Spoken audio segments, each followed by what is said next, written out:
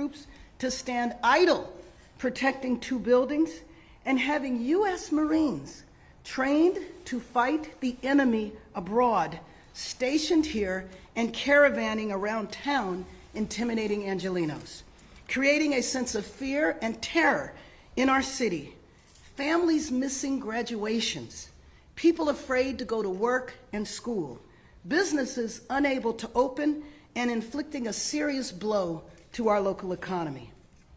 And in addition to that, initiating investigations led by Republicans in Congress, the Secretary of Transportation, requesting documents and communications with the implication that the mayor's office and the city was either negligent or complicit in the protests and the vandalism that was falsely portrayed as citywide riots, and now filing a lawsuit against the city. Again, this is essentially an all-out assault against Los Angeles. The lawsuit is an attempt to overturn the will of the city, calling for a halt to long-standing policy to protect immigrant Angelenos. We are a city of immigrants who have had policies in place for decades. Ironically, originally, the law was for public safety, so the newly arrived immigrant population that was being preyed on by criminals would feel safe in reporting crimes to law enforcement. As the city attorney said yesterday, our city remains committed to standing up for our constitutional rights and the rights of our residents. We will defend our ordinance and continue to defend policies that reflect the long-standing values of our city. We know that Los Angeles is the test case, and we will stand strong. And we do so because the people snatched off city streets and chased through parking lots are our coworkers, our neighbors, our family members, and they are Angelenos. Let me be clear, I personally won't be intimidated by these tactics. We will not be intimidated by these tactics. I will always protect Angelenos against the unwarranted and cruel actions of this administration. We know, as I said before, that our city is being used as a test case for an extremist agenda, but LA will stand strong and we will stand together. We are a city of diversity, of labor, of business, of faith, of community, of creativity, of success. We are a proud American city, and we will stand united. With that, let me introduce Ernesto Medrano, Executive Secretary of the Los Angeles and Orange County Building Trades. Thank you, Madam Mayor. Good morning, everyone. We represent over 160,000 hardworking construction workers across Southern California. The hardworking people that get up before dawn to build this city. Today, I am here because our members and job sites have been turned into targets. Not because of wrongdoing, but because of assumptions, because of profiling, because of fear. What's happening right now goes beyond politics. It cuts into the foundation of fairness, due process, and respect for work. We cannot stay silent about it. The trades include people from all walks of life. Those who vote red, those who vote blue, and some of whom may not even vote at all. But at the end of the day, in the labor movement, we believe in something bigger, and that is solidarity. Brotherhood, sisterhood. We protect each other, we fight for each other. And right now, our members, their families, and our workplaces are being targeted. Last week, we saw ICE agents show up at a public works job site. These are union job sites, city-funded job sites. These are places where Los Angeles is being rebuilt, the streets, their sidewalks, and other types of infrastructure. These workers were profiled simply because of how they look and where they work. That is not law enforcement, that is intimidation. When ICE storms in without cause, it sends a chilling message to every worker, documented or not, U.S. citizen also, that your rights don't matter, what it says. But they do matter. Their rights do matter. Due process does matter. And the Constitution does matter. No one should be assumed guilty just because they're brown and wearing a hard hat. This lawsuit is a political stunt disguised as public safety, but the real consequence is fear. Fear that keeps workers from showing up, that delays public projects, that weakens our economy. Even Republican state lawmakers here in California have called for a change in tactics. They know that indiscriminate raids hurts communities and do nothing actually to make us any safer. This isn't about being red or being blue. This is about standing up for the people that make the city move. People who believe in a fair shot, a fair wage, and a fair day's work without fear. Thank you.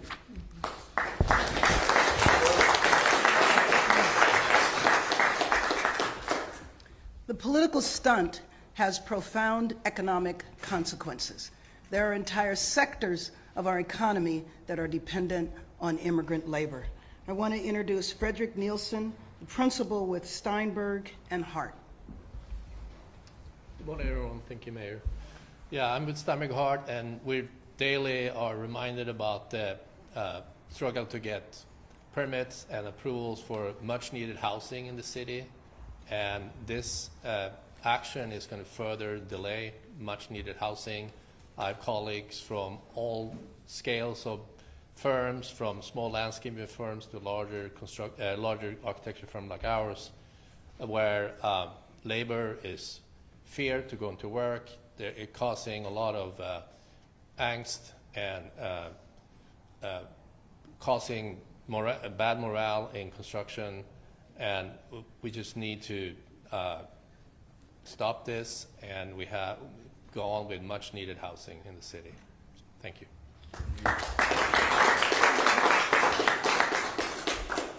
The political stunt with economic consequences is also a moral issue. I recount the wives that I met right after Father's Day whose husbands did not come home, and they had to explain to their children where were their fathers, when would they see them again.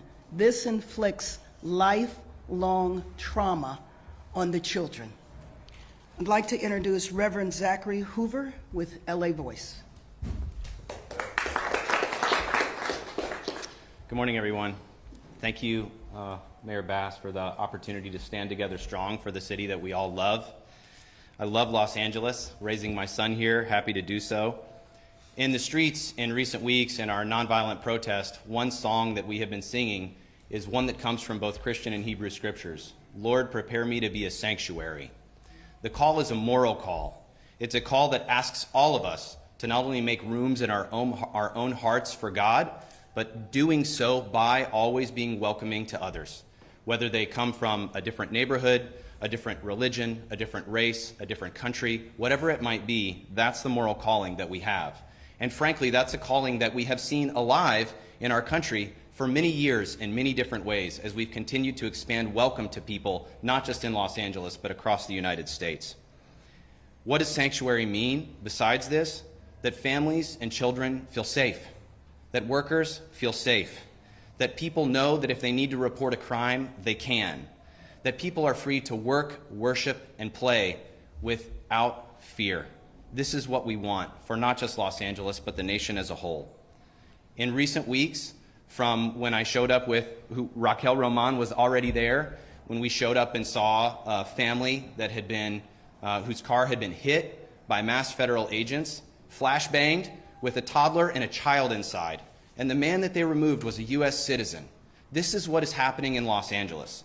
Or Job, whom we've seen on the news recently, who was detained at the Home Depot simply for being there, doing his job. He's a U.S. citizen, detained for 36 hours by the federal agents. Or the countless other stories we've heard. One of our member congregations, we have 100 member congregations we work with across the county.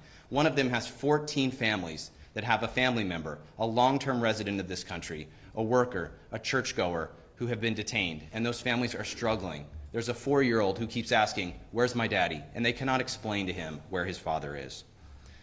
Today, we're also faced with the moral failure of this big bill. This bill that comes from the mouths of people saying they want to protect families in our country, but in fact, they are ripping away health care from people who need it most, reducing food assistance for our neighbors and our families and our friends, and saying that they're doing it for the good of our country, taking away school funding. And guess where those cuts are going? To bring federal agents into Los Angeles to tear our families apart. So miss me with the I'm protecting families thing. That's not what's happening here. We expect Americans, we invite you wherever you are in this country. If you don't like what you're hearing about what's happening right now, you have to make your voices heard. And in particular, I want to speak to my fellow faith leaders, be you Christian, Muslim, Jewish, Sikh, whatever tradition you come from. We need you to stand up and talk about what's going on. Tell the truth about what's happening in our country right now. Thank you.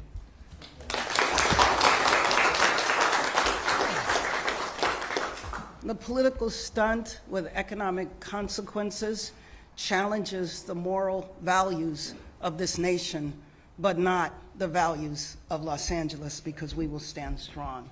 Rabbi Sharon Brous of ECAR.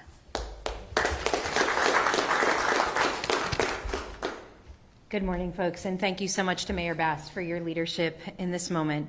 We are here today not only as elected officials and faith leaders and community leaders, but also as neighbors, as friends, and as human beings. In the book of Genesis, we read of the ancient cities of Sodom and Gomorrah. Now, contrary to common misinterpretation, the sin of Sodom was not some kind of sexual deviance. Sodom and Gomorrah, our rabbis tell us, were abundant in natural resources. These were blooming oases in the middle of the desert. But that natural abundance fueled a spirit of scarcity among the city's inhabitants, who sought to safeguard their riches. And so what did they do? They forcibly removed foreigners from the land. They sealed off their borders. No one would deprive them of what was rightfully theirs. In Sodom and Gomorrah, the people's worst inclinations were propped up by a legal system that made a mockery of justice. Lawmakers passed zero-tolerance policies that meted out torture to anyone who offered sanctuary to a struggling neighbor. This was a cynical effort to quash human goodness and to fuel a culture of distrust, betrayal, and callousness. And it is as old as the Hebrew Bible. These past few weeks, we have witnessed these same behaviors here in our city, in our homes, in our workplaces, in our churches, in our graduation ceremonies. People are afraid to go to work. Children fear that their parents might not come home. The harshness, the physical and the emotional violence inflicted in these raids and detentions shocks the conscience. We will not stand back and watch as our families and our neighborhoods and our city and our country is torn apart. Here in Los Angeles, we will always choose to respond to cruelty and callousness with courage, to respond to hatred with love. We will not stay silent in the face of this outrage. We will continue to stand in moral protest against a system that treats human beings as disposable, as political props. There is no righteousness in laws and policies that break families and shatter lives. We will not become Sodom. Instead, we will continue to be a city that shelters and protects and uplifts, a city that remembers that the measure of our humanity is how we treat those who are most vulnerable. Today, we hear the cry, and we will rise with courage, and we will continue to protect one another with love. Thank you so much.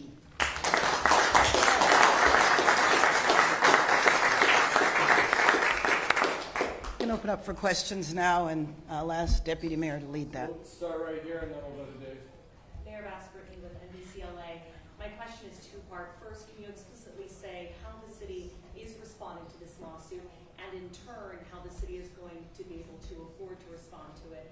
Last week, the city council did announce that we're in a fiscal emergency. That's There's right. A lot of debt. That's right. The Trump administration threatened to pull a lot of Yeah. our funding during the Palisades fire.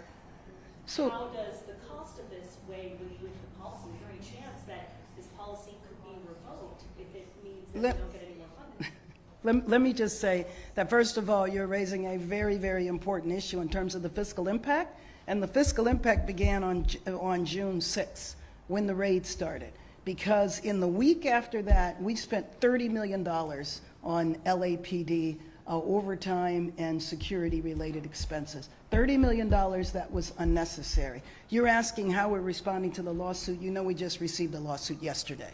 So attorneys are reviewing it, but it's still the same point. It's going to cost a lot of resources to defend the city in the lawsuit, but I also mentioned that it's not just the lawsuit.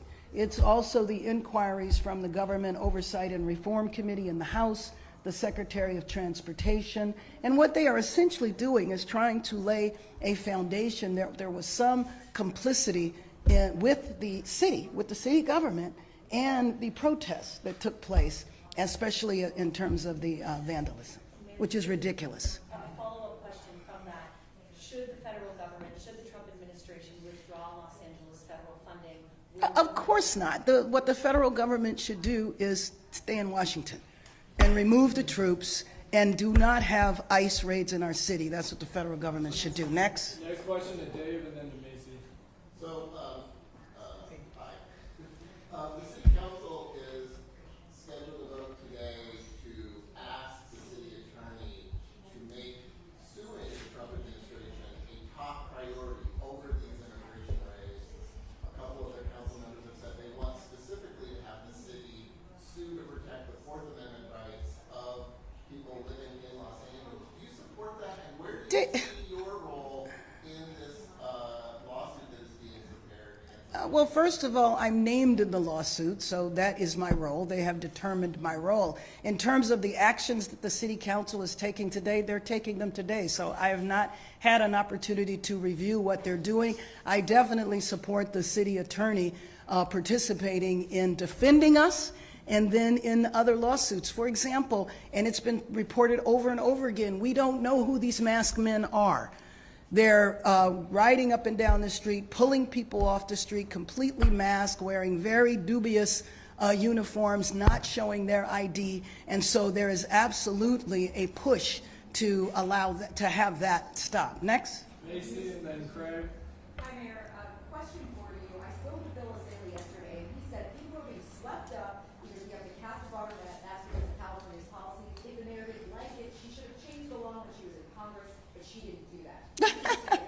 Well, I'm not even sure that's worth responding to. But anyway, I will tell you that in the 12 years I spent in Congress, I fought every year for comprehensive immigration reform and was very involved during family separation and authored my own legislation that unfortunately did not pass because of the Republican control of the Senate. So anyway, that's my response to that. Craig and then Francine.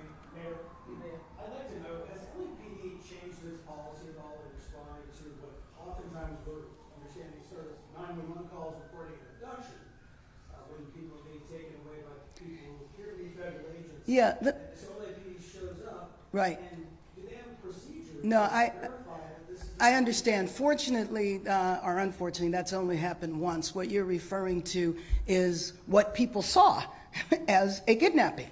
And they called 911, and when the police showed up, they saw it was an immigration action, which again creates chaos and confusion. Because how did they know what? How did they know it was a legit immigration? Well, they knew it was an immigration action. Legit is another question up for debate. But when they got there, they saw people in the uniforms, and they saw them as federal agents. Beyond that, I don't know that. I don't know if they saw IDs. You know, sometimes they do have uniforms that say Custom Border Patrol. Oftentimes they have uniforms that say things like police that look like they bought online. So it just depends on what the uniforms were that day, if there were. We're going Francine and then Lila. Mayor Bass? Hi, Francine from the Christian Science Monitor. Nice to see you again. Crises can sometimes yield opportunities for negotiation or common ground or behind-the-scenes work. I'm wondering if you're still in touch with the administration during this period, and do you see any opportunity for common ground or some kind of compromise at this time? I'll tell you, the only opportunity I want to see is for those individuals to be returned to their families, for those fathers and mothers to return home. That's the opportunity I want. We're going to go Lila and then down in front. Yeah, that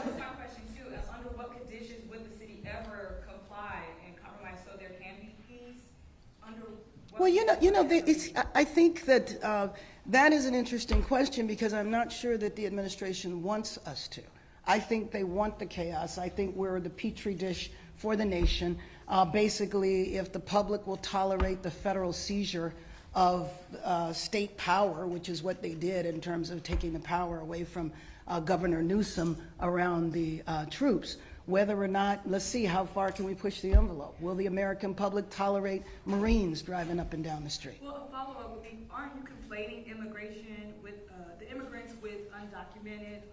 There seems to be. They are, absolutely. Well, I mean, we know it's not just people who are undocumented. We know that people who had their annual immigration check, they are here legally, they have papers, they're required to report in to immigration once a year. They show up and they get detained. We know that U.S. citizens have been detained. So it's basically indiscriminate. It's a wide net they have cast in order to meet Stephen Miller's quota of 3,000 people a day being detained around the nation. And I don't know how the other cities are faring, but I will tell you that mayors across the country are very concerned. I've been on Zoom calls with over 100 mayors looking at what is happening in LA. This is the test case, and we're going to pass the test. Down in front and then Mayor right here Bass, with the gray hoodie. We're gonna do go you have down any in front plans and in place to protect Go the ahead. city's?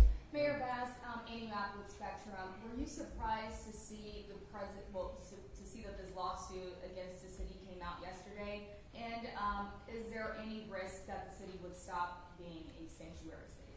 Well, let me just tell you, at this point, I'm kind of not surprised about anything coming out of the administration that continues to disrupt our city. right here in the gray hoodie and then in the blue. Mayor Bass, do you have any plans in place to protect the city's financial stability in case federal funding is pulled? Well, that is something that we absolutely have to look at, and we are going to be doing a deep analysis to see how we would respond. What would the impact be if federal funding was pulled? But you can't govern the city that way. We have to function and move forward and do the best that we can given these circumstances. The irony is that we received a lot of help in the beginning with the fires, and then all of a sudden it was a dramatic change. Right here in the blue. And then last question. Last 1 year I live in Los Angeles, my second time in here. So my question about that, maybe very basic. Federal government claimed that the rate against illegal immigrants, but the government of the state tried to protect the rights of the immigrants. Had there any maybe mutual point to solve this problem in general? It's my first question. And then before the second. Well, I'll just say I'm not sure they want it solved. There has to be two parties. We would like it to be solved. We would like for the ICE raids to stop. We would like for the array of federal officials or civilians dressed as federal officials to go home. And my second question, two times I tried in this downtown LA cover the operation of ICE in the street. So, but they didn't give me permission.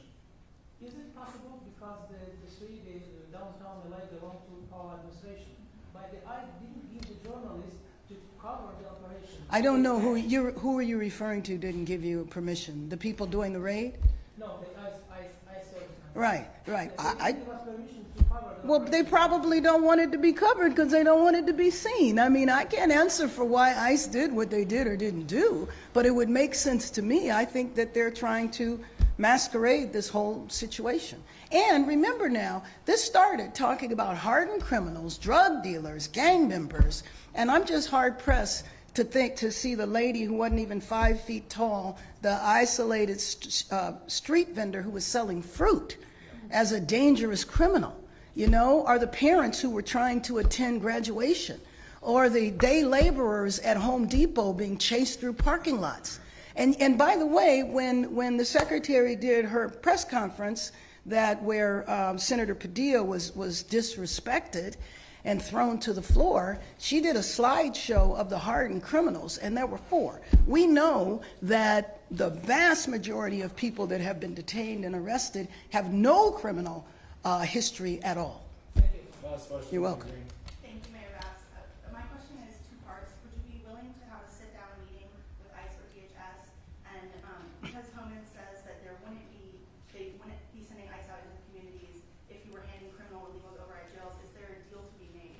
I don't know if there's a deal to be made. Like I told you, the deal that needs to be made is for them to go home. Thank you. Thanks so much, everybody. Thank you.